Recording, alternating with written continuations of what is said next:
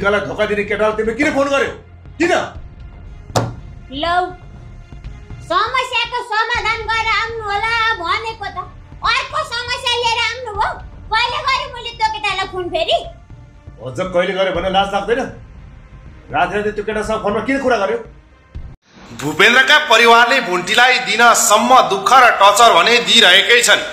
बिचरा भुन्टी आफ्नो आमा घर गाउँमा बिरामी भएको र भोलि सहर ल्याउँदैछन् भन्ने कुराले चौकी जाँदै गर्दा बाटैबाट फर्किएर आएकी थिइन्। चौकी पुगेपछि यिनीहरू तीनजना मिलेर नाना थरी बहाना बनाउँदै मलाई फसाउँछन् भन्ने कुरा भुन्टीले प्रमाणित गरिसकेकी थिइन् र उसलाई विश्वास पनि लागिसकेको थियो।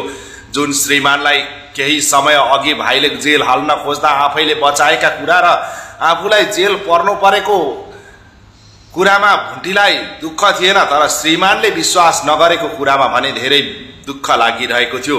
तर वास्तविकता भने बल्ल खुल्यो।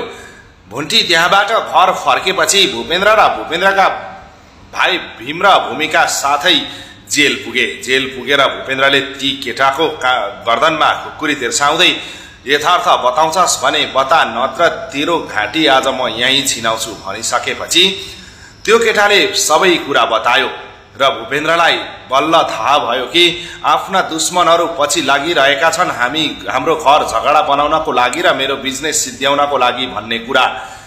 र भीम र भूमिकाको पनि सातो गयो। बिचरा भुन्टी कहिले केही नगर्ने र घरबाटै बाहिर ननिस्किने भुन्टीले गाउँभरि टोलभरि हल्ला गरी भन्दाखेरि विश्वास गर्ने म कस्तो रहेछु भनेर आफूलाई आफै धिक्कार मान्दै थिए भूपेन्द्र पनि।